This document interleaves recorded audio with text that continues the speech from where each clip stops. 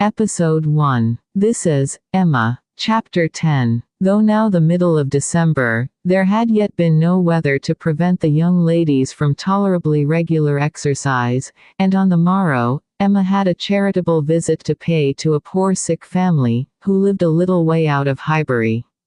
Their road to this detached cottage was down Vicarage Lane, a lane leading at right angles from the broad, though irregular, main street of the place, and, as may be inferred, containing the blessed abode of Mr. Elton. A few inferior dwellings were first to be passed, and then, about a quarter of a mile down the lane rose the vicarage, an old and not very good house, almost as close to the road as it could be. It had no advantage of situation, but had been very much smartened up by the present proprietor, and, such as it was, there could be no possibility of the two friends passing it without a slackened pace and observing eyes. Emma's remark was, "There it is. There go you and your riddle book one of these days." Harriet's was, "Oh, what a sweet house, how very beautiful, there are the yellow curtains that Miss Nash admires so much." "I do not often walk this way now," said Emma, as they proceeded, "but then there will be an inducement, and I shall gradually get intimately acquainted with all the hedges, gates, pools and pollards of this part of Highbury." Harriet, she found, had never in her life been inside the vicarage, and her curiosity to see it was so extreme, that, considering exteriors and probabilities, Emma could only class it, as a proof of love, with Mr. Elton seeing ready wit in her.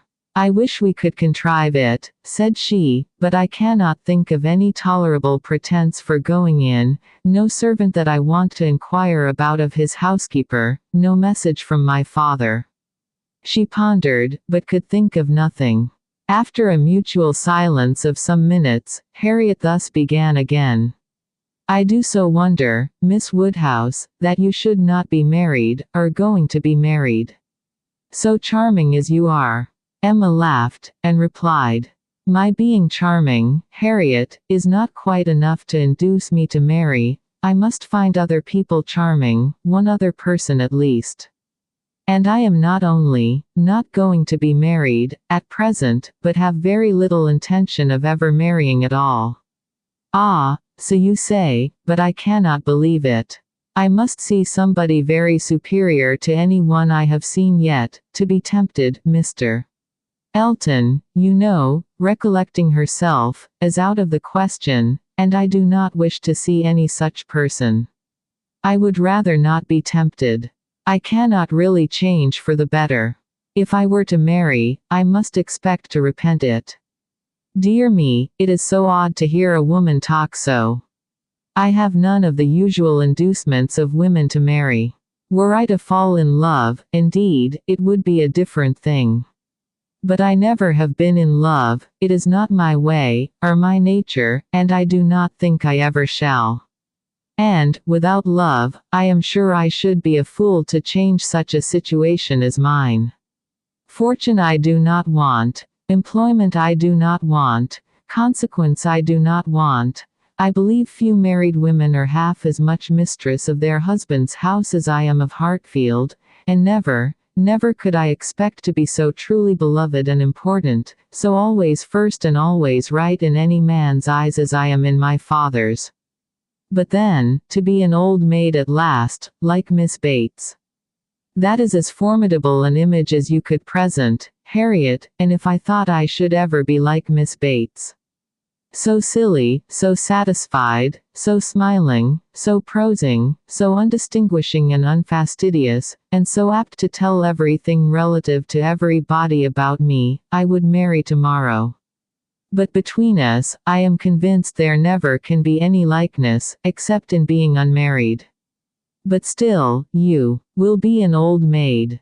And that's so dreadful. Never mind, Harriet, I shall not be a poor old maid, and it is poverty only which makes celibacy contemptible to a generous public. A single woman, with a very narrow income, must be a ridiculous, disagreeable old maid.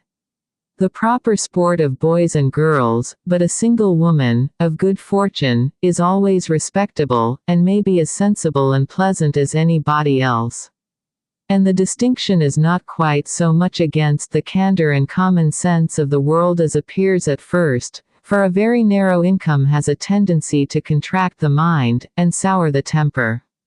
Those who can barely live, and who live perforce in a very small, and generally very inferior, society, may well be illiberal and cross. This does not apply, however, to Miss Bates. She is only too good-natured and too silly to suit me, but, in general, she is very much to the taste of everybody, though single and though poor. Poverty certainly has not contracted her mind.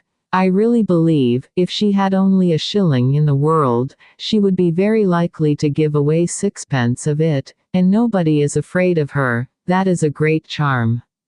Dear me! But what shall you do? How shall you employ yourself when you grow old? If I know myself, Harriet, mine is an active, busy mind, with a great many independent resources, and I do not perceive why I should be more in want of employment at 40 or 50 than 21. Woman's usual occupations of hand and mind will be as open to me then as they are now, or with no important variation. If I draw less, I shall read more. If I give up music, I shall take to carpet work. And as for objects of interest, objects for the affections, which is in truth the great point of inferiority, the want of which is really the great evil to be avoided in not marrying, I shall be very well off, with all the children of a sister I love so much, to care about. There will be enough of them, in all probability, to supply every sort of sensation that declining life can need. There will be enough for every hope and every fear, and though my attachment to none can equal that of a parent, it suits my ideas of comfort better than what is warmer and blinder. My nephews and nieces, I shall often have a niece with me. Do you know Miss Bates's niece? That is, I know you must have seen her 100 times, but are you acquainted? Oh, yes, we are always forced to be acquainted whenever she comes to Highbury. By the by, that is almost enough to put one out of conceit with a niece. Heaven forbid, at least, that I should ever bore people half so much about all the Knightleys together, as she does about Jane Fairfax. One is sick of the very name of Jane Fairfax. Every letter from her is read 40 times over, her compliments to all friends go round and round again, and if she does but send her aunt the pattern of a stomacher, or knit a pair of garters for her grandmother, one hears of nothing else for a month. I wish Jane Fairfax very well, but she tires me to death. They were now approaching the cottage, and all idle topics were superseded. Emma was very compassionate, and the distresses of the poor were as sure of relief from her personal attention and kindness, her counsel and her patience, as from her purse.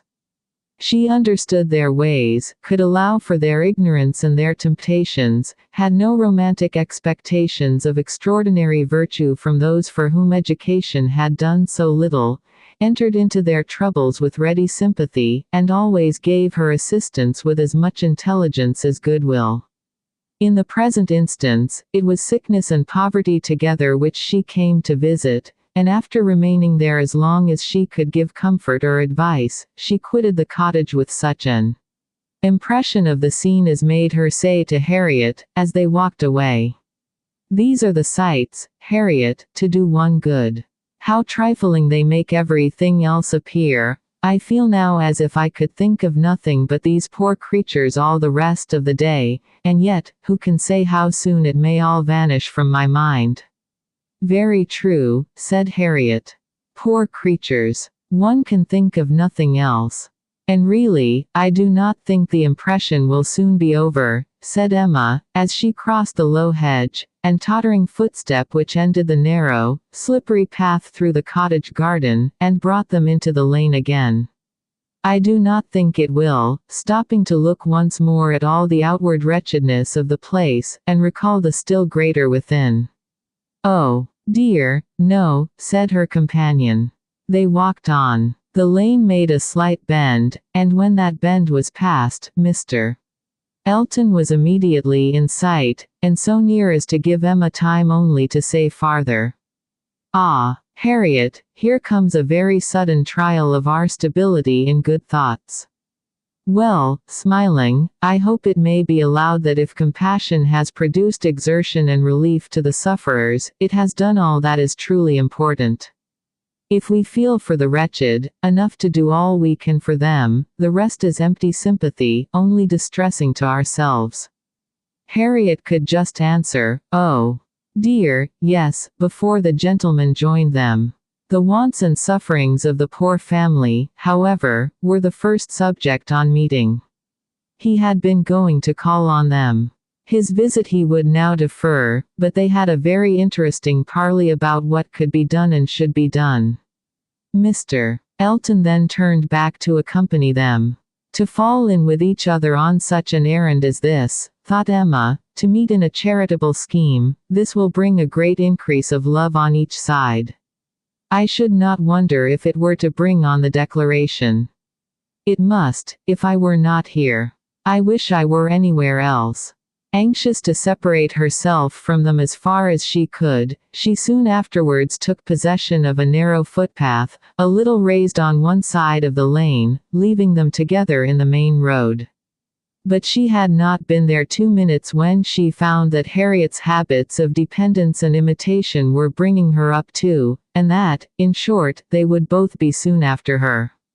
This would not do. She immediately stopped, under pretense of having some alteration to make in the lacing of her half-boot, and stooping down in complete occupation of the footpath, begged them to have the goodness to walk on, and she would follow in half a minute. They did as they were desired, and by the time she judged it reasonable to have done with her boot, she had the comfort of farther delay in her power, being overtaken by a child from the cottage, setting out, according to orders, with her pitcher, to fetch broth from Hartfield. To walk by the side of this child, and talk to and question her, was the most natural thing in the world, or would have been the most natural, had she been acting just then without design, and by this means the others were still able to keep ahead, without any obligation of waiting for her. She gained on them, however, involuntarily. The child's pace was quick, and theirs rather slow, and she was the more concerned at it, from their being evidently in a conversation which interested them. Mr. Elton was speaking with animation, Harriet listening with a very pleased attention, and Emma, having sent the child on, was beginning to think how she might draw back a little more, when they both looked around, and she was obliged to join them.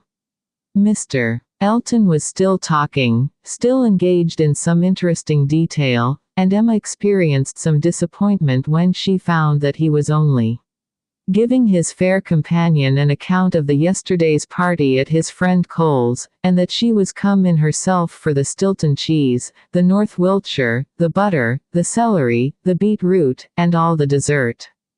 This would soon have led to something better, of course, was her consoling reflection. Anything interests between those who love, and anything will serve as introduction to what is near the heart. If I could but have kept longer away. They now walked on together quietly, till within view of the vicarage pales, when a sudden resolution, of at least getting Harriet into the house, made her again find something very much amiss about her boot, and fall behind to arrange it once more. She then broke the lace off short, and dexterously throwing it into a ditch, was presently obliged to entreat them to stop, and acknowledged her inability to put herself to rights so as to be able to walk home in tolerable comfort.